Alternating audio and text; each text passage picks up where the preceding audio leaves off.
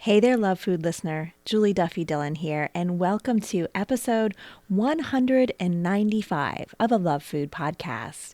I am so glad you're here, and if you're new to the podcast, this is a sort of bonus episode called the After the Letters Project, where we dive deeper into issues that we maybe are stirring up in the weekly episodes that feature a letter from someone just like you who has outlined their complicated relationship with food. I sift through it, sometimes with a guest, and then food writes back. But today's episode is different. Today, I want to talk to you, the person who's new to intuitive eating. Intuitive eating can feel so exciting and so scary at the very same time. Are you experiencing these things? Are you so excited to finally have a way to experience food in your body without dieting, yet terrified of what that means? Oh, I am totally wanting to connect with you right now, and I hope it helps you to fuel yourself forward in the places that you've been wanting to go. I have been talking to people along their food peace journey using intuitive eating work for 20 years plus now, and there are some things that we have found along the way. And there's some pitfalls that I want to point you toward in these next few minutes to help you just to not get stuck in them, or I feel like a lot of people get stuck in these certain pitfalls and reject intuitive eating, and then they come back to it. But maybe if we can help you not get stuck in these things, it'll keep you moving forward instead of spending any more time wasted on diet culture. But first and foremost, I want to ask you a question. What brought you to intuitive eating? Why now? Why is it something that you're considering? If you're new to intuitive eating, I'm guessing that you have tried a lot of diets. You've tried many different things to change your weight, to improve your health. You've tried them all, or at least many ones, many different times, and you've blamed yourself for them not working. And maybe you came across the Real Simple article on intuitive eating.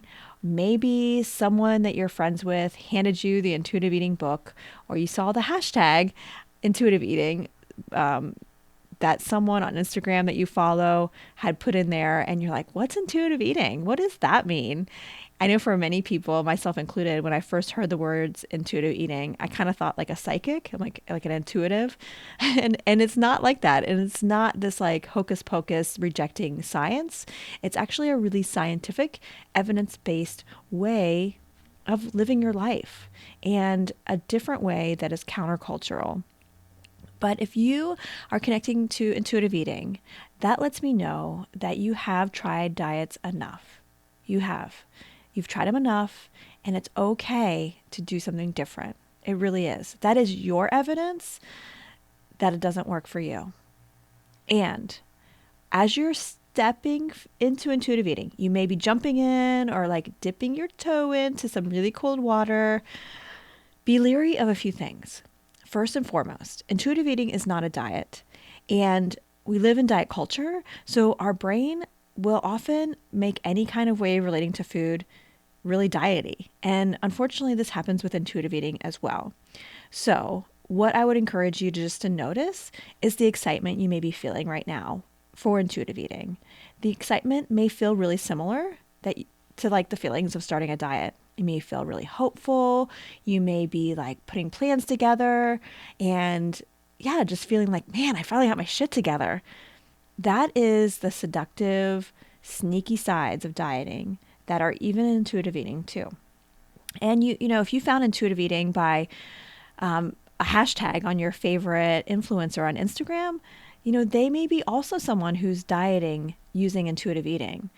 It's kind of a trap because it's really trendy, but just know that seductive kind of side you may be feeling with intuitive eating has ties to diet culture.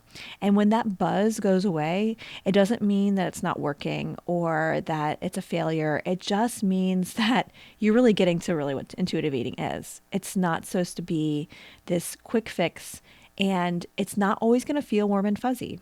It's going to feel really a lot harder in the beginning after that kind of seductive buzz goes away. And then it'll feel even harder and darker and then it'll feel like yourself. Like you'll feel like you're finally home. And that's something that can take at least a year for most people. Even longer if you live in a body that's marginalized, even longer if you're recovering from an eating disorder, even longer if you've been on a diet since childhood. Yeah, it's going to take a while, but I'm here with you in the long haul. Love Food has been a podcast for 4 years, and I can hear a really loud car going down the street near my office. So something I haven't mentioned on After the Letters is these are episodes that I don't get edited. They're just me plugging my microphone in and blah, just talking. So Toby, my editor for my Love Food episodes, isn't here doing his fancy magical thing. So please excuse the loud muffler that just went by. But anyway, I digress. So with intuitive eating, what else? The other thing I want you to know, that's like a big pitfall, is that intuitive eating often gets misinterpreted into just eating when you're hungry and stopping when you're full. Isabel Foxen Duke was the first person I heard talk about intuitive eating getting twisted up into the hunger fullness diet. And, the hunger fullness side of intuitive eating is a really easy way to explain what it is, but it's just 2 of the 10 principles. And I find, as someone who is sitting or walking alongside people who are doing this healing work with intuitive eating, hunger and fullness types of conversations are really not a part of it in the beginning, because diet culture is so loud and a big part of how we see our bodies and food that we need to get through all that twisted mess and sort it out and decide what you want to keep, what you want to get rid of, what you want to challenge. And if we just are looking for hunger and fullness, and when I say it like that, what I'm thinking about is how people assume intuitive eating means you just eat when you're hungry, and how dare you eat outside of hunger. And if you eat past fullness, shame on you, you're not doing it right. Do you see how that's just so fucking diet culture-y? It is, right? And so that is not intuitive eating. Intuitive eating has some core concepts like unconditional permission to eat. That is like the foundation of it. And what that looks like instead is permission to eat whatever you want, whenever you want, and finding a way to have compassion with yourself, to have that permission whenever you want it. And when we truly have that permission, which is hard for many of us because we are walking out into a world that tells us our body's wrong. But as we find other people and we get the support we need, and we're rallying with other people who are doing the same work, for many of us, that's when we can kind of cut through all the noise, and we can finally have permission to eat whatever we want. It also, that permission has some complicating factors with financial privilege and just access to food. So for many people I talk to, they don't have they're living paycheck to paycheck.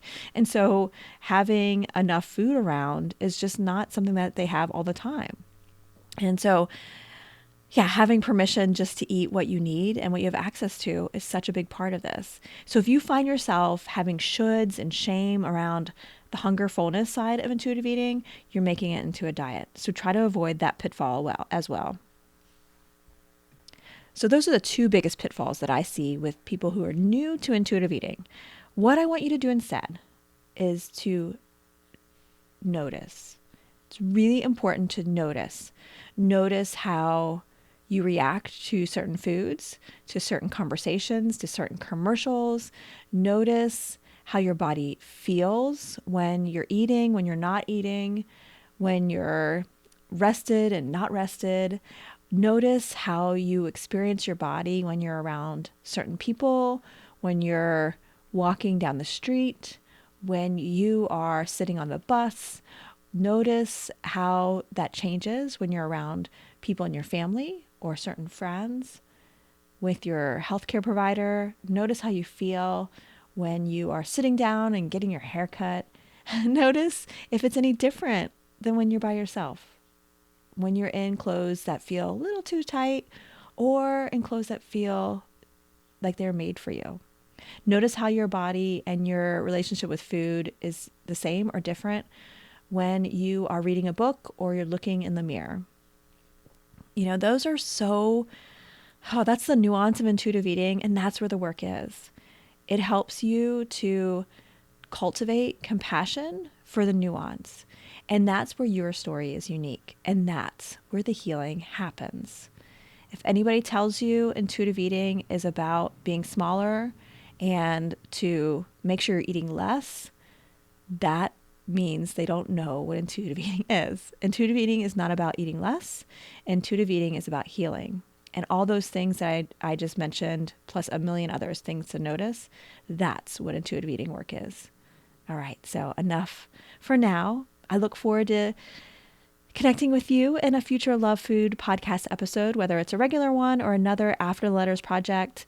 I'm going to be giving you as many things as I can in the After the Letters project that will help you in your new year, same you. Oh, and the train is coming, so we're going to start hearing some toots. And so I'm going to sign off. But until next time, take care. This episode of the Love Food Podcast is brought to you by my PCOS and Food Peace courses. Check out all the details at PCOSandFoodPeace.com.